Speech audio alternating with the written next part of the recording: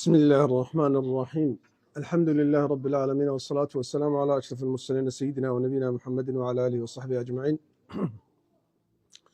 اللهم علمنا بما ينفعنا وانفعنا بما علمتنا وزدنا علما. صحابي ما أنت أخرين دون سيرتي سوحوية عبد الله بن حذافة السهمي رضي الله عنه.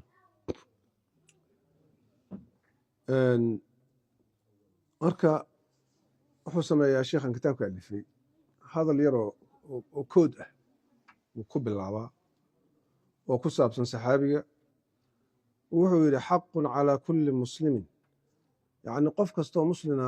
waxaa xaq ku ah an yuqabila inuu dhunkado ra'sa cabdillaahi bni xudaafa, madaxa cabdullaahi bni xudaafa inuu dhunkado. wa ana abda'u bidalika, anigaana bilaabaya arrinkaas. سيدنا عمر بن الخطاب رضي الله عنه هذا الكايري قال بينه إيمان دونتا إن شاء الله. وحيري بطل قصتنا هذه قصدان أو تنأه هل يجد وحوي رجل من الصحابة كم ذا يدعى وحلو يرى عبد الله بن حذافة السهمي، غير بن سهم لون نسبي. بن سهم وقبيل كم ذا قبائل كقريش، هاي لدشان بن جمح سمرني سعيد بن عامر الجمحي ابن سهم وصل الشيء. لقد حقيقة كان وحو أها في وسع التاريخ، تاريخ وحي أودي أن يمر إنه مر بهذا الرجل إن كان كما مر سيدو أمري بملايين العرب، عرب ملايين كم ذا ومن قبلها سيكون دون أن يهبى لهم أيضا وحدنا كلهين أيضا كلهين أو يخطروا له على بال قلبي بكسودان. يعني وحو ليهي inay taariikhdu iska martay ahayd oo dadka ka horreeyey malaayiinta ahaa oo asaga la midka ahaa sida aan wax yaqaano loo arag ninka kitaabka qoray baa wuxuu yahay nin adiib ah, suugaanyahan literature. marka qisada markuu sheegayo qaab faneed buu sheegay. laakiin alislaam islaamka ayaa wuxuu yidhi alcadiima weyn ataaxa wuxuu siiyey fursad u siiyey licabdillaahi bn xudaafat asahmiy an yalqaa inuu la kulmo sayiday addunya fii zamaanihi, labadii sayid ee adduunka waqtigiisii, waqtigaa la joogay labadii nin ee adduunyada ugu baawarka badnaa, ugu xoogga badnaa, inuu la kulmo labadaba. yaa marka fursaddaas siiyey, carabtii kaleeta aysan helin islaamka. labadaasi maxay yihiin? kisra melik furs, waa kisra melika furs, boqorkii reer furs oo kisra ahaa, iyo wa qaysar oo cadiima ruum cadiimkoodii ah. yacni boqor kasta oo reer furusna waxaa la dhihi jiray kisra, boqor kasta oo reer ruumna waxaa la dhihi jiray qaysar, mid kasta oo xabashana waxaa la dhihi jiray najaashi. yani waa noocaas. oo wa an takuuna ay u ahaato lahu asaga maca kulli minhuma mid kasta oo ka mid a oo furuska iyo ruumka qisatun qiso oo maa tazaalu aan ka zuulin taciuha in ay weelaynayso daakiratu dahri xusuusta zamanku oo wayarwiiha uu warinahayo lisaanu taariikhi taariikhda carabkeeda. yacni labada boqorba waa ula kulmay, mid walbana taariikh lama ilaawaanay leedahay. amaa qisatuhu qisadiisa miyaa maca kisra melik alfurus fakaanat waxay ahayd fi sanati saadiyata, sanadii lixaad oo lilhijrati u sugnaatay, xiina waqtigii cazama uu go'aansaday annabiyu sala allahu calayhi wasalam nebigu an yabcatha inuu diro daa'ifatan koox oo min asxaabihi asxaabtiisa ka mida bikutubin kutub ilaa muluuki alacaajim, cajamta boqoradooda in uu u diro warqado oo yadcuuhum ugu yeerhayo fiiha iyada dhexdeeda ila alislaam islaam. nebigaa go'aansaday inuu boqoradii markaa jiray ama carab ha ahaadeen ama cajam ha ahaadeen uu u diro. marka dad saxaabaha loo diraya. walaqad xaqiiqe kaana rasuulku sala allahu calayhi wasalam wuxuu ahaa yuqadiru mid qadarinhaya khutuurata hadihi lmuhima, muhimadan khatarta ay leedahay. fa haaulaai rusul, ergadan kuwan ah sayadhabuuna waxay aadahayaan ilaa bilaadin bilaad oo naa'iyatin fog laa cahda lahum biha min qabl laa cahda lahum wax aqoona oo loo leeyahayna aan la arag min qabl horay yacni cahdi male wuxuu uga jeedaa dhul aan la aqoon bay u socdaan dadkan oo weliba fog wahum ayaguna yajhaluuna ay jaahil ka yihiin luqaati tilka albilaad bilaaddaas oo taas ah luqadoodii bay jaahil ka yihiin walaa yacrifuuna ma yaqaanaan shay-an shaykna kama yaqaanaan can amsijati muluukiha muluugtooda boqoradooda misaajku waxa weye waxaan muudka ay dhahaan maarata yani dabeecadahooda iyo waxooda iyo si qaabka wax u arkaan uma intaas kadib inahum ayagu sayadcuuna waxay ugu yeerhayaan haaulaai almuluuk boqorada dhul aan la aqoon boqorro aan la aqoon wax qaabka u dhaqmaan aan la aqoon waxay ku fakarahaya aan la aqoon ayaa waxaa loogu yeerhayaa ilaa tarki adyaanihim diintooda inay ka tagaan iyo wa mufaaraqati cizihim cizigoodii iyo wixii ay ku sugnaayeen inay faaruqaan iyo wa sultaanihim madaxtinimadooda iyo wadukhuuli inay galaan fii diini qowmin qoom diintood inay galaan oo kaanuu ay ahaadeen ila alamsi alqariibi shalaydii dhoweyd qoomkaasaa ah min bacdi atbaacihim dad ayaga qaarkii raacsanaababa ka mid ahaayeenba boqorro waxaa loo tegahayaa racyo loo ahaa markaasaa leeyahy diintiinana ka taga madaxtinimada ka taga soo gala diintan hadda aan idiin wadno inahaa rixlatun weeye waa socdaal oo khatiratun oo khatar ah addaahibu fiiha midka aadahaya mafquudun mid la waayey wey yacni khatarta ka imaan karta waxa qofkaas inuu soo badbaadaya lama hubo waalcaa'idu minha ayada qofka ka imaanhayaana mawluudun yani mid dhashay oo kale wey lidaas sidaas darteed kaa darteed ayaa jamaca rasuulu nebigu wuxuu kulmiyey calayhi salaatu wasalaam asxaabahu asxaabtiisii ayuu kulmiyey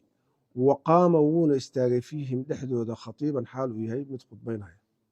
faxamidallah ilahay buu ku xamdiye wa athnaa calayhi wuu ammaanay ilaahay watashahada wuuna ashahaatay uma qaala intaa kadib wuxuu yidhi amaa bacdu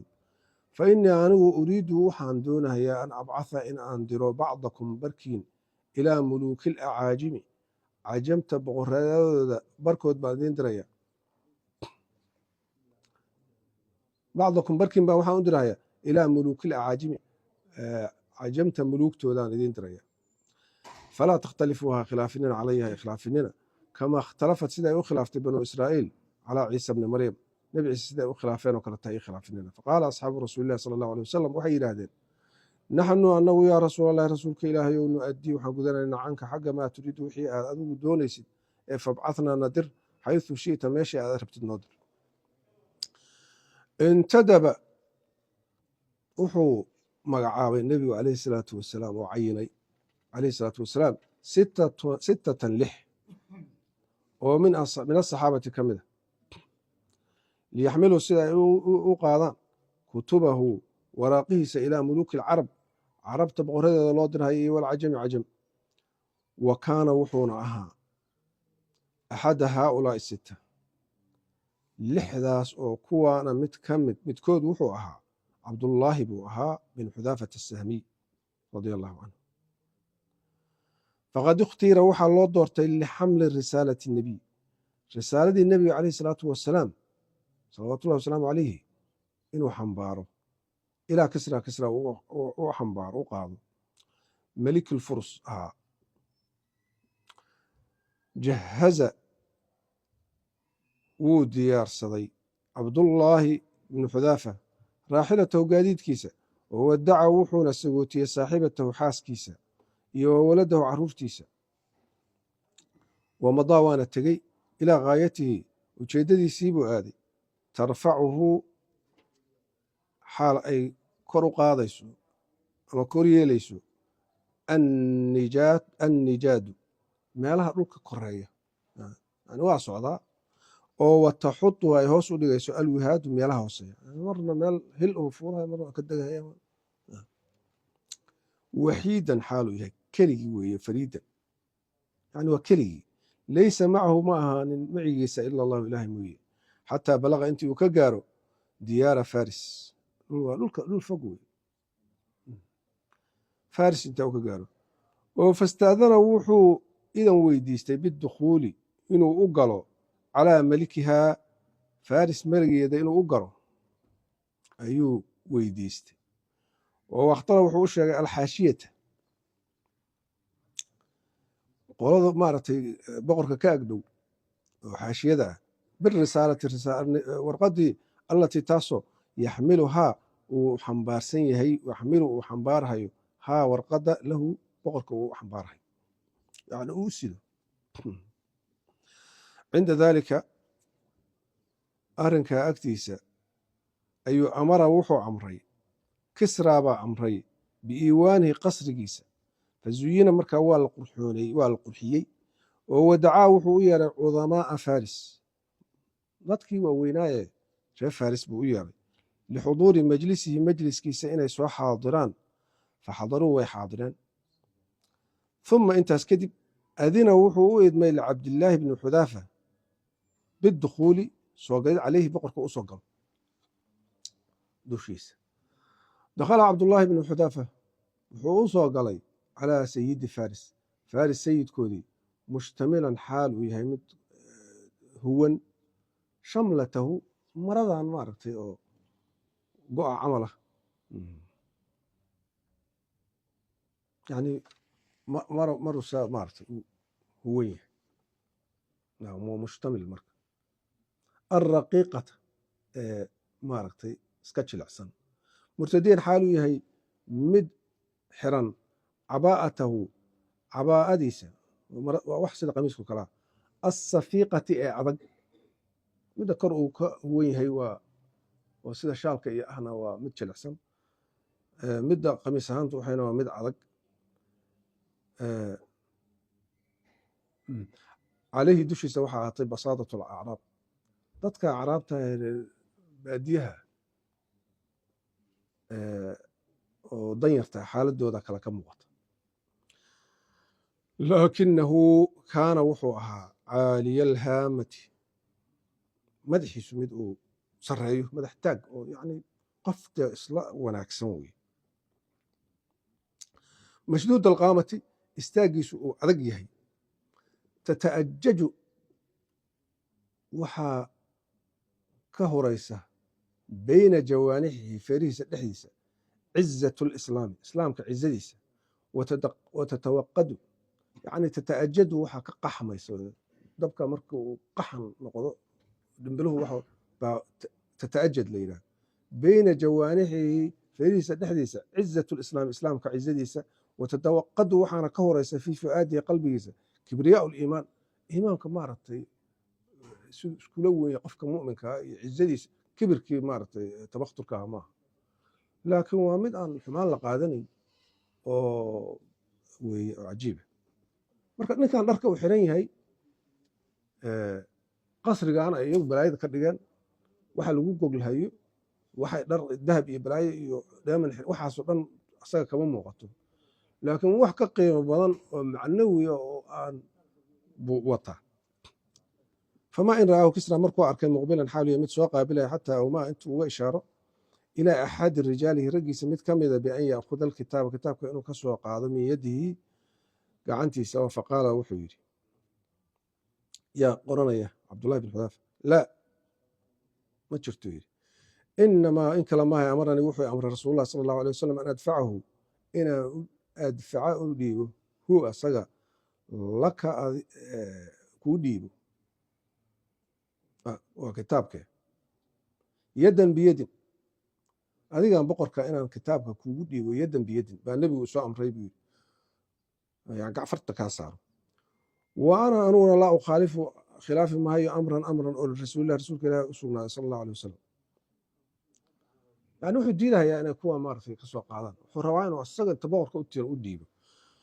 faqaala wuxuu yidhi kisra lirijaali raggiisii wuxuu kale utruguhu ka tagay yadnuu minni ha ii soo dhowaaday fadanaa wuu u dhowaaday min kisra buu u dhowaaday xataa naawalahu intii uga dhiibo alkitaaba kitaabka biyadihi gacantiisa uga dhiibo uma intaas kadib dacaa wuu u yeeray kisra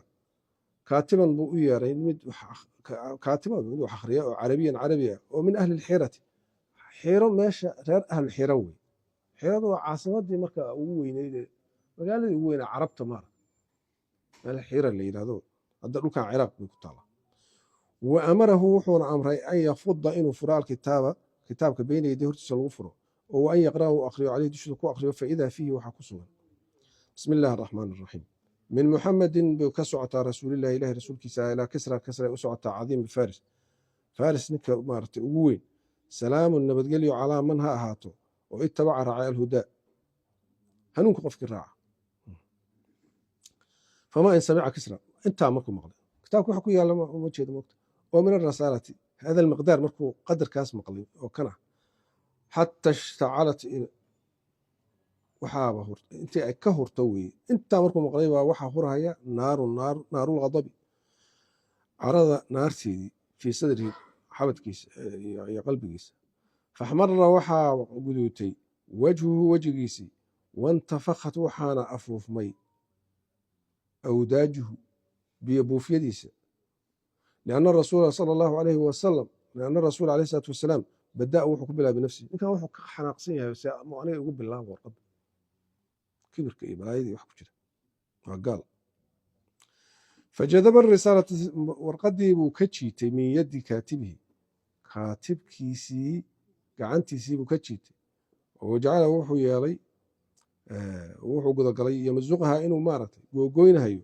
duuna an yaclama isagoo ogaanin maa fiihaa waxa ku sugan warqaddaas walxaal huwa isaguna yasiixu uu qaylinahayo muxuu leeyahay ayaktubu lii aniga miyuu ii qorhayaa bihaada kan wa huwa isaguna cabdii oo addoonkayga nebi maxamed alayh salatu salam wuxuu ku sheegay oo addoonkayga u leeyahy carab oo dhan ba wuxuu u yaqaanaaba addoommo inuu yahay uma intaas kadib amara wuu amray bicabdillaahi bni xudaafa an yakhruja inuu ka baxo min majlisihi golihiisan oo fa ukhrija waa la saaray halkaas ku dhamaatay ko kharaja cabdullaahi wuu baxay binu xudaafata min majlisi kisra buu ka baxay wa huwa isaguna laa yadri ma oga maa yafcalu llahu ilahay wuxuu ku samaynayo lahu asaga ayuqtalu ma la dilaya am yutraku mise waa laga tegaya xoran xaal uu yahay xor daliiqan oo mid la sii daayo war kama hayo laakiin hadda meesha ka soo baxa laakinahu maa labisa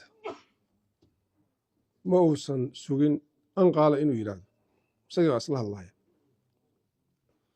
wallahi baan ku dhaartay maa ubaalii dan kama lihii buu yidhi calaa ayi xaalin xaalad kasta oo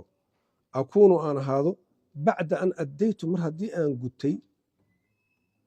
kitaaba rasuulillahi sala allahu alay wasalam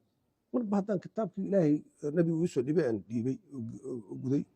oo rakiba wuxuu fuulay raaxilatahu raaxiladiisii yani gaadiidkiisii wandalqa waa tegey khalaas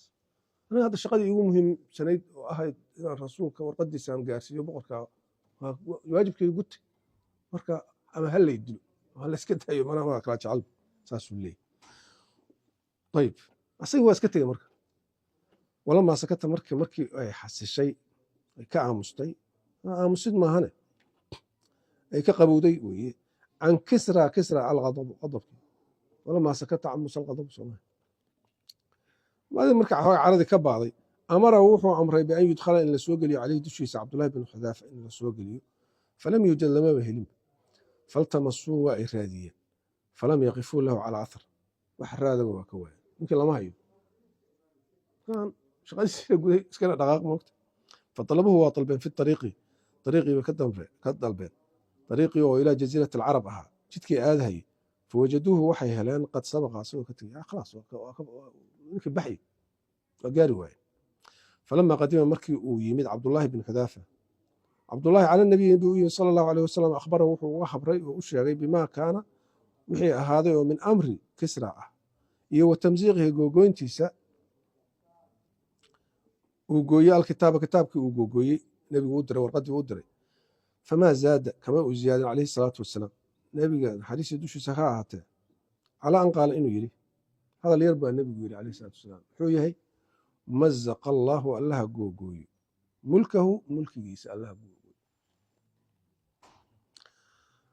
boqorkan oo kisraga waxaa la dhihi jiray alkisra athaani kisraagii labaad magaciisa waxaa la dhihi jiray berweys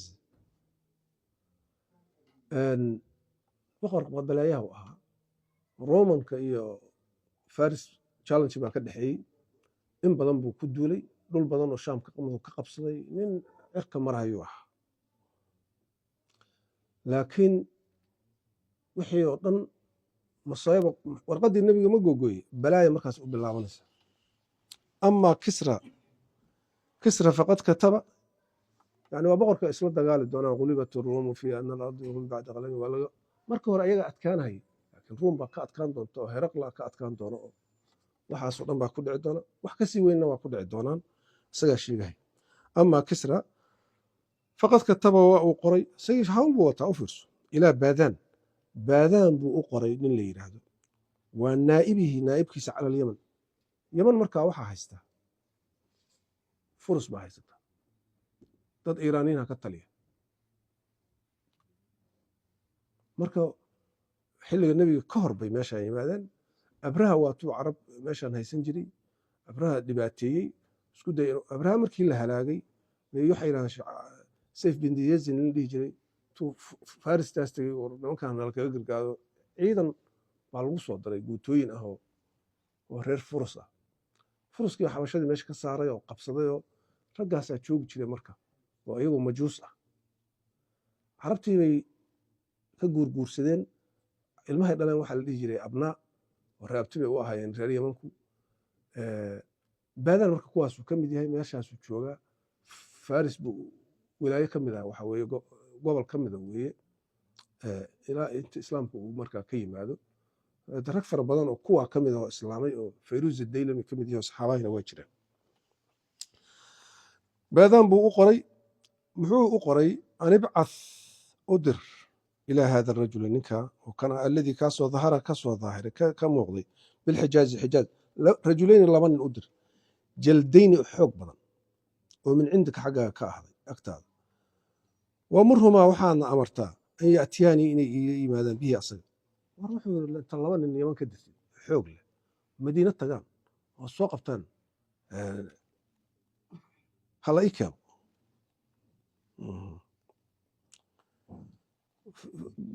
waxa caqligaa markaa nebigu calayhi salaatu wasalaam waa maruu waa sanadkii 6aad sanadkii 7aad meelahaas quraysh ay inta dagaaleen oo beder dhacday oo uxud dhacday oo jaziira carab intooda badan ay islaamtay oo dowlad madiine ka dhigan tahay oo yuhuudi xataa ka qaxday oo qaarna waa dowlad dhisan oo maajir laba nin dir soo qabteen caqliyadaas quruurka maragtay kufrigu wuxuu leeyahay moogta dad caqliga iyo wax dhan waa qaadahay fabacatha baadaan baa marka wuxuu diray rajulayni laba nin oo min khiirati rijaalihi labada raggiisa kuwa ugu khayrka ugu fiican ilaa rasuulillahi sal allahu alay wasalam waxamalahu wuxuuna wuxuu ku xambaaray risaalo oo lahu asaga u sugnaatay yaamuruhu wuxuu ku amrayaa fiiha risaalada dhexdeeda bian yansarifa inuu soo raaco ama soo gadoomo macahuma macooda ilaa liqaa'i kisra la kulankiisa duuna ibtaa'in daahid ayadoo lahayn warqadaana qaada u geeya nebi maxamed baad u geynaysaa alayhi salatu wasalaam si degdega nagu raacdhaho kisra baa lagu geynhayaa wa talaba wuxuu ka dalbay ila rajulayni labadii nina an yaqifaa inay istaagaan calaa khabari nabiy calayhi salaatu wasalaam horta bal marka u horeysa inay horta ninkan khabarkiisa ogaadaan oo an yastaqsiya amrahu amarkiisa ay ku sameeyaan xog baaris ha iska teginine xog waraysi fara badan iyo baxthi horta sameeya wa an ya'tiyahu markaa inay u tagaan bimaa yaqifaani wixii ay maaragtay dul istaageen caleyhi dushiisa oo min macluumaatin information iyo macluumaad adinkoo dee si fiican u og markaa aadan kharaja rajulaani labadiina waa soo baxday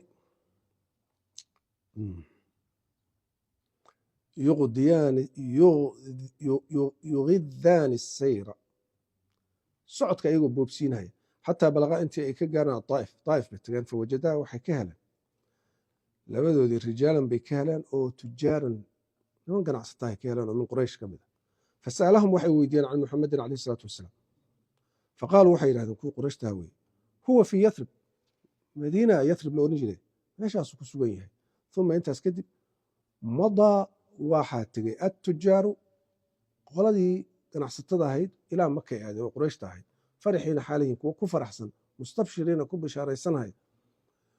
وجعلوا يهنئون قريشا waxay bilaabeen inay qurayshtii ay u tahniyadeeyaan oo yaquuluuna waxay leeyihiin qarruu caynan war qalbigu ha idin dego fa ina kisra indhihiina waa ku qabowsadeen yacni waxa farxdaan idin sheegayna fa ina kisra tasaddaa asagaa maaragtay ka hor yimid limuxamedin maxamed wa kafaakum asagaana idinka kaafiyey sharahu sharti dagaal dambe iyo maba isla geli doontaan iyo uxud iyo khandaq iyo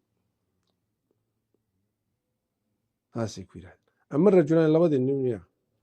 fayamamaa waxay u jahaysteen waxay u jeediyeen wajhayhimaa wejiyaashooda shatra almadiinati madiine dhinaceeda xataa idaa balaqaa inta ay ka gaaraan balaqaaha madiine inta ay ka gaaraan laqiyaa waxay la kulmeen annabiya nabiga calayhi salaatu wasalaam wadafacaa waxayna u dhiibeen ilayh xaggiisa risaalata baadaan warqaddii baadaan wa qaala lahu waxayna ku yidhaahdeen ina malaka almuluuk boqorrada boqorkoodii waa kisra kataba wuxuu u soo qoray ilaa malikina annaga boqorkayga baadaan an yabcatha ilayka inuu kuu diro man ruux oo ya'tiihi ula yimaada bika adiga qof adiga ku soo wada waqad ataynaaka waana kuu nimid litantaliqa inaad macana inaadna raacdid ilayhi xaggiisa boqorka xaggiisa fain ajabtana haddii aadna ajiibto kallamnaa waxaanu la hadlaynaa kisra bimaa yanfacuka wax ku anfacaya oo wayakufa adaahu kaana kaafinaya dhibkiisa canka xaggaaga waxabaanu kaa maaragtay saasaanu yeelaynaa boqorka kaa wasdaynaynaa wain abayta haddii aad diidid fa huwa asagu man ruux weeyo qad calimta aad ogaatay sadwatahu yani xooggiisa waad ogtahay iyo awooddiisa iyo wabatshahu qabashadiisa iyo waqudratahu awooddiisa calaa ihlaakika inuu ku halaago iyo wa ihlaaki qoomka qoomkaaga inuu halaago awoodda uu leeyahy waad garanaysaa super power wey fatamasama rasuulu sala allahu alayh wasalam nebigii waaba uu ku maaragtay ku yara qoslay wa qaala lahumaa wuxuuna ku yidhi irjicaa laabta ilaa rixaalikuma meeshii aad maarata kusoo degteen taga alyowma maanta waatiyaa imaada qadan berri imaado hadda caawa iska seexda falamaa qadawaa markay ahaadeen cala nabiyi sala allahu alayh wasalam fi lyowmi ataali maalintii labaad qaalaa lahu waxay ku yidhaahdeen hal acdadta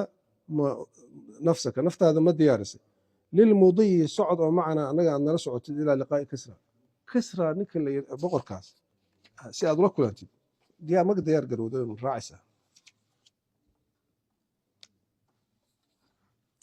faqaala wuxuu yidhi lahumaa nebigu calayhi salaatu wasalaam faqaala lahumaa wuxuu ku yidhi annabiyu nebigu labadoodii wuxuu ku yidhi lan talqiyaa ma la kulmi doontaan kisra bacda alyowm maanta kadib falaqad xaqiiqiya qatalahu llahu ilaahay waa dilay xayثu meel oo sallata uu ku sallida calayhi dushiisa ibnahu wiilkiisa shiraweh wiilka shiraweh la ohan jiro boqorku dhalay ayaaba dilayba boqorka aabihiisa ducadii nebiga hadda waa kuba tagtay moogta fii leylati kada habeenkaas oo taarikhdu intaa tahay min shahri kada oo bishaa heblaaye ayna intaa tahay ya warnink meeshu meel isku dhow maaha dhowr kun oo kilomitr akhbaar ma jirto waxba ma jiraan habeenka uu dilay wuu u sheegay nebigu alayh salatu wasalam la dilay iyo taarikhdu intay ahayd faxadaqa fii wajhi nabiy sala allahu alay wasalam aad bay u fiiriyeen nebiga isha u beryareeyeen wabadatid waxaa ka daahirtay oo ka muuqatay addahshatu yani yaab iyo wareer can wajhayhimaa labadooda weji bay ka muuqatay wa qaala waxay yidhahdeen atadrii ma ogtahay maa taquulu waxaad leedahay ma garanaysa waxaad leedahay an naktubu ma qoraynaa bidalika libaadaan baadaan ma qorna warkaa aan hadda aad leedahay war lahuba ma yahay ma la socotaa waxaad sheegaysa qaala nebiga wuxuu yidhi alayh salatu wasalaam nacam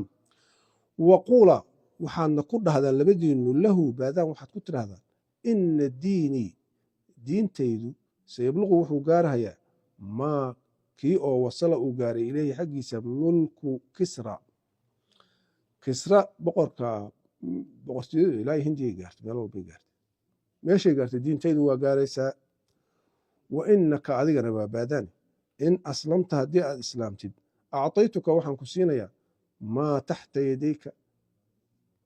labadaada gacmood hoostooda waxa intaad xukuntid waa kuu daynaya haddaad islaamtid boqorkaagaad iska ahaanaysaa yaman oo dhan adigaa madax ka ahaanay wamalaktuka waana ku hanansiinhayaa calaa qowmika iyo qowmkaagana adaad madax u noqon doona kharaja rajulaan labadii nin waa baxeen min cindi rasuuli bay ka baxeen salawaatullahi wasalaamu calayhi waqadimaa waxay u yimaadeen calaa baadaan bay u yimaadeen wa akhbaraahu alkhabara khabarkiina waa u sheegeen faqaala wuxuu yidhi lain kaana haddii uu yahay maa qaalahu wixii uu sheegay oo hadala muxamedun muxamed xaqan hadduu yahay fahuwa nebiyun waa nebi buu yidhi ninka saa u taariikhiyey waktigaas baadaan war kama hayo in boqorkii la dilay ma oga in wiilkiisu dilay ma oga marka haddii waxay arrinkaas dhacdo si kale kuma ogaan kara waa nebi buu yidhi wain lam yakun haddiisan ahayn kadalika arrinkaas saas ahayna fasanaraa waxaan arkaynaa fiihi ra'yin aragtideeday leedahay marka waa waxaan ka yeeli lahayn ninku iska hadlahayo usan nebi ahayn oo beenlow yahay wixii laga yeeli lahaa waa ka fiirsanayna kharaja rajulaani falam yalbath ma nagaan an qadima inuu u yimaado calaa baadaan kitaabun baa u yimid kitaabu shidaweh warqad ka socota shidaweh baa u imaanaysa wa fiihi dhexdiisana waxaa ku sugan yaquulu inuu leeyahay waa shidaweh oo boqorka cusub ah amaa bacdu faqad xaqiiqi qataltu waxaan dilay kisraa waa dilay walam aqtulhu umana dilin ilaa intiqaaman aarsasho mooyaane oo liqowminaa qoomkayga aan u aarhayo faqad xaqiiqa istaxalla wuxuu bannaystay qatla ashraafihim dadkoodii waa wanaagsadaa inuu dilo iyo wa sabya nisaa'ihim haweenkoodiina uu addoon ka dhigto waintihaaba amwaalihim xoolahoodana uu dhaco faidaa jaa'aka haddii uu ku yimaado kitaabii haada warqadaydan hadday kuu timaado faqud qaad oo lii aniga u qaad aطaacata طaacada minman cindaka cidda kula joogtaa boqorkan cusub aطaaca dheh famaa in qara'a baadaan markuu akhriyey kitaaba shiraweyh xataa طaraxahu intuu ku jaaniban baadaan markuu akhriyey warqaddii boqorka saasuu u tuuray wa aclana wuxuuna iclaamiyey dukhuulahu gelidiisa fi lislaam islaamka uu galhayo oo aslama waxaana islaamay man ruux oo kaana macahu asaga maciisa ahday oo min alfurus ah fii bilaadi ilyaman sheekadiiba waaba isku dhammaatay ninkan inuu nebigu ogaaday warkiiba dee ka hadlahayeen reer sidii meeshaa ka fog danbu uga baxay marka nebigu sidii calayhi salaatu wasalaam buu yeelay meeshaada boqor ka ahaw buu yidhi islaam ka ahaw wax alla wixii furus la joogay oo majuus ahaana waa islaameen intii xukumay waa islaamtay waa kaas هذه قصة لقاء عبد الله بن حذافة لكسرى وقصدي وملك الفرس قصدي سواتاس فما قصة لقائه لقيصر عظيم الروم لكن بغرق الروم قصدي دو حيته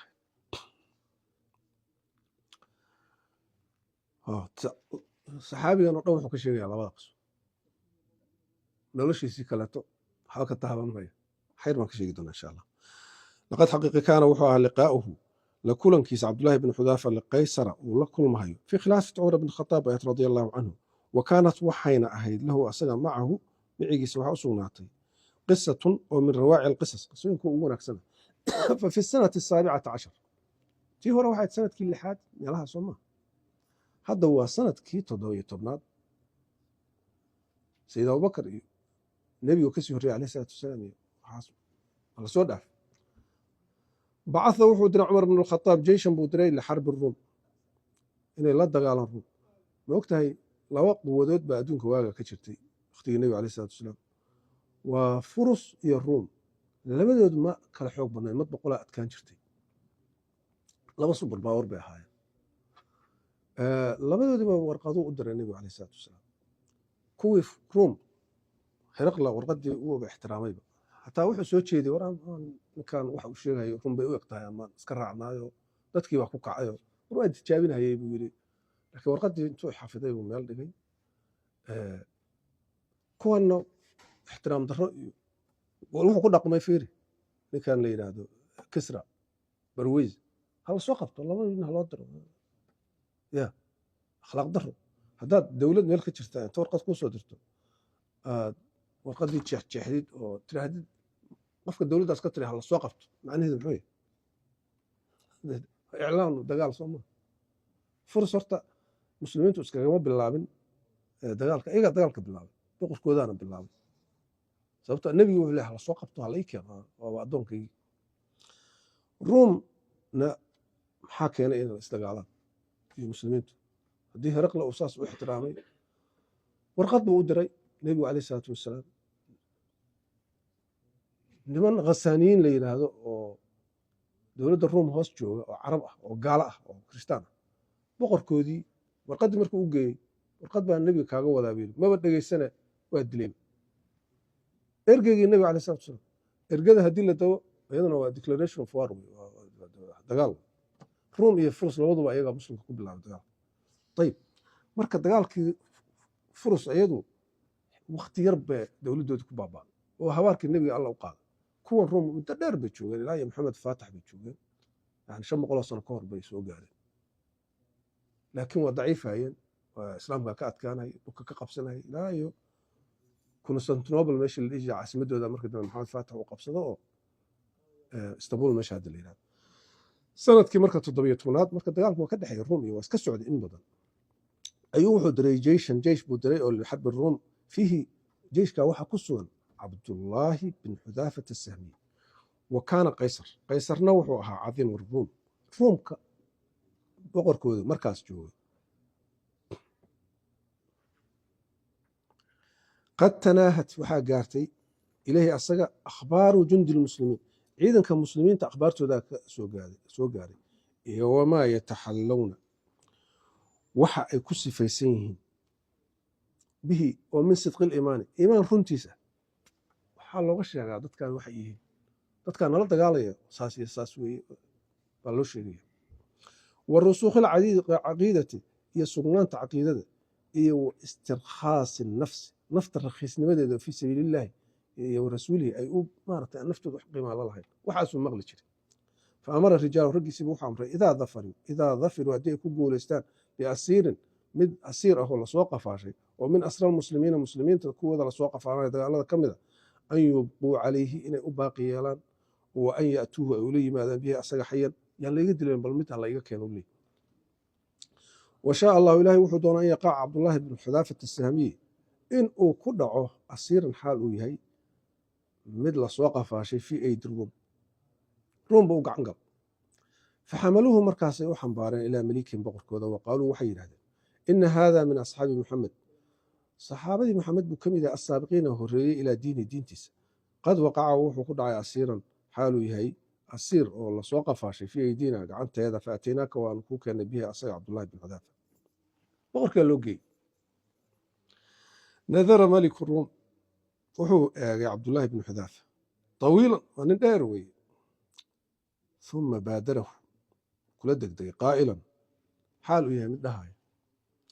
inii anigu acridu waxaan kuu soo bandhigaya calayka amran waxbaan kuu soo bandhigayaa qaala wuxuu yidhi wamaa huwa qaala wuxuu yidhi acridu calayka waxaan kuu soo bandhigayaa an tatanasara inaad nasaaro noqotid kirishtaan diinta kirishtaanka gal fain facalta haddii aad yeeshid khallaytu sabiilak waa ku sii daynaya wa akramtu mathwaaka hoygaagana waan karaamaynaya iyo meeshaad ku dambaynaysa faqaala alasiiru ninkii lasoo qafaashay wuxuu yidhi fii anafatin yani waa cizo weye santaag iyo waxasmin go-aan adag hayhaat waxaa labataas waa kala fogta yidhi aad buu kala fogta ina almowta dhimashadu la axabu ilaya ayadaa iiga jacayl badan 1000 maratin 100 goor mima tadcuunanii ilayh waxa aad iigu yeeraysid 1000 goor waxaa iga fiican buu yidhi inaad dhinto faqaala qaysar wuxuu yidhi inii anigu la araaka waxaan kuu arkaa rajulan nin oo shahman nin wax gal ahaa fain ajabtanii ilaa maa acriduhu calayk fain ajabtanii haddaad iiga jawaabto haddaad iga yeeshid ilaa maa acriduhu calayka waxaan kuu soo bandhigayo ashraktuka waxaan ku wadaajinayaa fii amri amarkayga wa qaasamtuka waxaana kula qaabsanayaa sulطaanii aniga madaxtinimadayda yani waxa aan haysto baad bar qaadanaysaa oo xugum iyo dowlad iyo wax ah fatabasama waa uu dhoolla caddeeyey alasiiru asiirkii almukabbalu ee gardaduubnaa biquyuudihi silsadaha sujeedihiisa ku gardaduubnaa. yani haddaad kristaan noqotid xukunkaa ila qaybsanaysa. uu qoslo wuxuu yidhi waqaala wuxuu yidhi wallahi baan ku dhaartay low cadaytani haddaa isiisid bijamiica maa adiga waxbaan kula qaybsanaya baad leedahay waxa aad haysatid oo dhan haddaa isiisid wa jamiica maa malakathu lcarab carab waxay haysatoo dhanna la ugu daro calaa an arjica inaan ka laabto can diini muxamedin nebi muxamed diinteeda tarfata caynin hal erbaqsi maa falaad haddaad hal mar yar 1 second ka bax diinta haddana soo gal xataa ma yeelayo. qaala wuxuu yidhi idan aqtulaka marka hadda waa ku dilaya. qaala wuxuu yidhi cabdullaahi anta wamaa turiid adiga iyo waxaad doontid samee. uma intaas kadib amara wuxuu amray bihi asaga cabdullaahi baa la amraya fasuliba waa la sulbiyey crucifixion baa lagu samaynaya. wa qaala wuxuu yidhi liqanaasati qanaasada waxaa kuwa shaabshuutriska maarta lakin dee markaa fallaare iyaa la haystay biruumiyati buu kula hadlayaa afka reer ruum rumuuhu qariiban meel u dhow ku tuuru leeyahay ku dhufanina oo min yadayha hortiisa ah. wa huwa asaguna yacrudu markii bahalada lagu soo tuuriyayo buu inta u yimaado wuxuu leeyahay wa huwa yacrudu calayhi tanasur asaguna wuxuu usoo bandhigayaa war iska gaalow buu leeyahay waxaana lagaa daayay fa abaa waa diiday. faqaala wuxuu yidhi muuhu haddana kuu celiyo lugaha agteeda uga dhufta hana ku dhufanin. wa huwa yacrudu calayhi isagoo u bandhigahaya mufaaraqata diini diintiisa inuu ka tago fa abaa waa diiday. ma jirto marka cinda dalika bal u fiirso wuxuu samaynaya arrinka agtiisa amarahum wuxuu amray an yakufuu inay iska daayo yidhi an yakufuu canhu ka joojiyo ka joojiya. wa talaba ilayhim ayagana wuxuu ka dalbay an yunziluuhu inay soo dejiyaan min khasharati salbi geedkii maaragtay lagu salbinayay ka soo dejiyo yidhi. uma dacaa markaa wuxuu u yeeray biqidrin dheri weyn ama digsi weyn biqidrin cadiimati digsi weyn fasuba waxaa lagu shubay fiiha dhexdeeda digsigaas azaytu yani waxa shay fuustoo kaleeto wax weyn wey saliid baa lagu shubay wa ruficat cala annaari markaasaa kor inta loo qaaday baa dab la saaray xataa kallat intay ka karkarto bahalkii weynan badnaa saliid baa laga bixiyey waa karkartay. uma dacaa biasiirayni laba kale oo maxbuus buu u yeeray oo min asaara muslimiina dadka muslimiinta maxaabiistooda ka mida fa amara wuxuu amray biixdaahumaa midkood an yulqaa in lagu rido fiiha dhexdeeda digsiga fa ulqiya waa lagu riday saliiddii karkaraysay buu mid ha lagu tuuro waa lagu tuuray. fa idaa laxmuhu yatafatat waxaa kala go'go'ahaya jirkiisii wa idaa cidaamuhu waaba lafihiisii oo tabduu soo muuqanaysa caariyatan xaalay tahay mid qaawan oon hilib lahayn yani hilibka iyo lafaha wax waa kala saas u kala tegayaan waxaa waa temperatureka ay ku waxaysmayaan. uma intaas kadib iltafata ilaa cabdillahi bn xudaafa ayuu saa u milacsaday wa dacaahu wuxuu ugu yeeray ila nasraaniya iska gaalowbiye marka. fa kaana wuxuu ahaa ashadda ibaa'an diidmo midkii daran oo lahaa iyada u sugnaatay min qabl intii hore markii hore hadduu ka daran yahay buu diidaya. falamaa yaisa markii uu ka quustay minhu xaggiisa boqorkii amara wuxuu amray bihi asagii an yulqaa in lagu rido bihida cabdullaahigii an yulqaa in lagu rido fi lqidri dherigii dhayweynaha ee saliiddu ku karkaraysa allatii taasoo ulqiya fiiha lagu riday dhexdeeda saaxibaahu labadii maxbuusoo hore lagu riday isagana ku tuuriya marka. falamaa duhiba markii bihi asagii lala aaday damacatu waxaa ilmaysay caynaahu indhihiisa. cabdullahi bin xudaafa markii meeshii loo sii waday dherigii lagu ridayo ayuu ooyey. faqaala rijaalu qaysar raggiisiibaa waxay yidhaahdeen limalikihim boqorkoodii bay ku yidhaahdeen inahu cabdullaahi qad bakaa waa ooyey ninkii waa ooyey waxbaa iska bedelay. fadanna wuxuu u maleeyey boqorku annahu qad jazaca in uu maaragtay cabsaday oo waqaala wuxuu yidhi rudduuhu ilaya war balii soo celiye. falamaa mathula bayna yaday hortiisa markuu soo istaagay carada calayhi wuxuu u bandhigay annasraaniyata nasaariyadii iyo gaalnimadii kirishtaanka fa abaahaa waa diiday. hawa ninkii ooyahayey faqaala wuxuu yidhi waa boqorkii wayxak warbahay kugu dhacday fama ladii abkaaka idan oo da maxaa kaa oysiyey marka hadaadan diintaana qaadanayn meeshiina aad ka baqaysid ya qaala wuxuu yidhi wixii ka oysiyey u sheegahaya wax ka sii yaa badan buu sheegi doona abkaani waxaa iga oobiyey anii anigu qultu fii nafsi nafteydan waxaan ku idhi waxaan is iri buu yidhi tulqa al'aana hadda waxaa lagugu ridayaa fii hadihi alqidr dherigan karkarahayaa lagugu ridayaa fatadhabu way tegaysaa nafsuka naftaaduna saasay ku baxaysaa waqad kuntu waxaana ahaa ashtahii mid raba an yakuuna lii inay ii ahaato aan leeyahay bicadadi maa fii jasadii jasadkaygan waxa ku sugan tiradooda oo min shacrin timo ah inta ogadeeda timo ku taallo oo kaleeto inaan leeyahay anfusun oo naf ah waxaan jeclaan lahaa hadda hal mar baa meesha laga laha oo fatulqaa markaa lagu tuuro dherigan kullahaa dhammaanteed fii hada alqidri fii sabiili illah ilahay dartilood waxaan ka ooyuu yidhi hal mar baa dherigaas laygu ridahayaa saasaa nafta ku dhacaysaa laakiin timahayga cadadooda meel kasta ku yaalla oo nafafaha inaan lahaan lahaa baan rabi lahaa oo midba mar lagu rido oo midba mar lagu karkariyo ilahay dartii taasaa iga oohinaysa waxaan diidaya halka mar oo aan dhimanahay waa cajiib somaa faqaala taaqiyatu aalimkii weynaa boqorkaa wuxuu yidhi ka quusay ninkan waxba yeeli maayo lama cabsiin karo wax laga yeeli maayo hallaka ka warran bi hadday ma yeeli kartaa an tuqabila ra'sii madaxayga inaad dhugatid oo khalliya canka aan ku siina daayo bal ka warran ayada faqaala lahu cabdullaahi wuxuu ku yidhi wacan jamiici asaara almuslimiina ayda deb wax alla maxaabiista muslimiintana ma sii daynaysaa qaala wuxuu yidhi wacan jamiici asaara almuslimiina ayda maxaabiista muslimkana waa sii daynaya mar haddaad madaxaygaas dhunkatid faqultu fii nafsi naftaydan waxaan idhi caduwun min acdaa illahi waa cadow min acdaa illahi ka mida uqabilu ra'sahu madaxiisa ayaad dhunkanaysaa fayukhalli canii anigana wuu sii daynaya wacan asaara almuslimiinana wuu sii daynaya jamiican laa dayra mushkilad ma leh fii dalika calay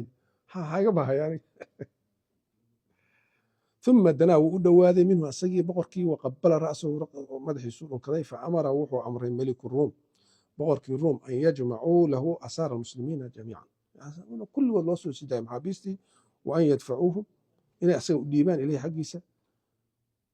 faduficuu lahu waa loo dhiibay fiiri saxaabadan طufayl bin camr iyo saciid bin caamir khubayb yani wixii aan sheegayna o dhan kulligood waa ducaad wey diinta islaamku saxaabaday ka faaftay hadal ma ah kulligood wuxuu action wey ya qofkii waxaas arkaa fiir boqorkii hadda asaga laftiisu tacajubkii waa ka dhamaaday yani marka uu leeyahay waxaa laga yaabaa hal dhunko asaga keligiis hadday tahay inuusan yeelan muslimiintaas dartood u yeelay ya khubayb waxay leeyihiin ka waran haddii adiga lagu sii dayn lahaa maxamedna meesha jilaha wuxuu leeyahay haddii aniga laisii daa aniga haddii sidaan 100 goor la ii galo nebi maxamedna inay qodax muddo mayaan kuwan arkaya meesha oo gaalada waxyaabahay kusoo islaameen qaar badan ka mid ficilka saxaabada dadku muslimaya muslimiinta hadda joogto ficilna male qowlna ha sheegi bal diinta waxaaba looga baxayaaba maaragtay waxyaabaha ay samaynaya qadima cabdullaahi bnu xudaafa waxa uu yimid calaa cumar bn khadaab uu yimid radia allahu canhu wa akhbarahu wuxuu uga baray khabarkiisii fasara bih fasura waa lagu farax geliyey bihi khabarkaas alfaaruuq acdama suruur iyo faraxkii ugu badnaa walamaa nadara ila asra markii uu fiiriyey asraagii maxaabiistii ay ahayd in maxaabiis kale ama lagu soo jiito ama lacag lagu sii daayo ama lagu laayo meesha sayidina cumar qaala wuxuu yidhi xaqun calaa kulli muslim muslimkasta dushiisa waxaa ah oo xaq ah an yuqabila inuu dhunkado ra'sa cabdullaahi bin xudaafa madaxiisa inuu dhunkado وأنا أبدأ بذلك أنا بالله ثم قام ويستاغي سيد عمر وقبل رأسه مدحيس أيوه قضي سيد كان لبدا قصة كلية أيوه كشغي إنه كتاب wuxuu ka mid yahay saabiqiintii dadkii ugu horreeyey oo soo islaama wuxuu ahaa nin saaxiibu ducaaba ducaaba maxaa la yidhahda dadka maaragtay kaftanka iyo aan ka dhammaan buu ahaa ninkaas sidaasa mar walba marka nebigaa wuxuu yidhi qofku hadduu dabeecadda uu isku leeyahay si kastuu muumin u yahay awliya alla u yahay dee dhammaan mayso moogta waxaa la sheegaa oo cabdulbar iyo sheegaya ratigii nebigu saarnaa calayhi salaatu wasalaam buu mar xarigga ka gooyey wuxuu rabaa nebigu in xoogaa soo handaaturoado oo cabsado waa cayaar nin asaga dhab nebigaa wuxuu yidhi calayhi salaatu wasalaam meel uu ka khudbeynay markaasuu wuxuu yidhi meesha aan taaganahay wax alla wixii la i weydiiyo waa ka jawaabaya wax alla wixii wax hore wax soo socda su-aal qofkii qaba inta jawaabta waxaan bixinaya halkaa aanan ka dhaqaaqin waa yimid man abii buu yidhi sheeg aabbahay su-aal meesha taala maaha moogta markaas wuxuu yidhi abuuka xudaafatu bnu qays hooyadii waa maqday war balaaya kugu dhacday dad jaahilihaan ahay waxay rabaan iska samaynaya hadduu ku yidhahdo nin kale taa ku dhalay ka war badaa ku geli nin cayaari ka dhammaato ma ahayn haddana waa nin madax oo dadka ugu qiimaha badan markaasaa nebigu inta qaatay buu meel u diray ciidanna waa u diray amiirkiina waa raacu yidhi meel shii markii laysku yimid kaale waxaan tijaabinayaa amiirnimadeyda god weyn qoda saxiix bukhaari ku taala waa la qoda dab ku shidoy waa galuu yidhi gala markaasaa qaar waxay yidhahdeen nebi ma khilaafi karno oo amiirkayga halla adeecuu yidhi man ataaca amiirii faqad ataacanii waman casaa huu faqad casa ma yeeli karno dabkaana lama geli qaar baa waxay yidhahdeen war maya waxaas nebiga dhan ba waxaa u raacayna calayhi salaatu wasalaam naar baaba ka carinayna iyadii miyaa hadda gelayna ka joogaan marka nebigu u sheegay calayhi salaatu wasalaam laa taacata limakhluuqin fi macsiyati alkhaaliq sideedaba waaba qaacido kuliya makhluuq ma ku raacaysid wax ilaahay diidan yahay aabbaha ahaado hooyaha ahaado wuxuu rabo madaxa ahaado marka nin wuxuu iska ahaa iimaanna hadda meeshuu ka maraya waad arkaysaa wallahu subxaana wa tacaala aclam sala allahu ala sayidina maxamed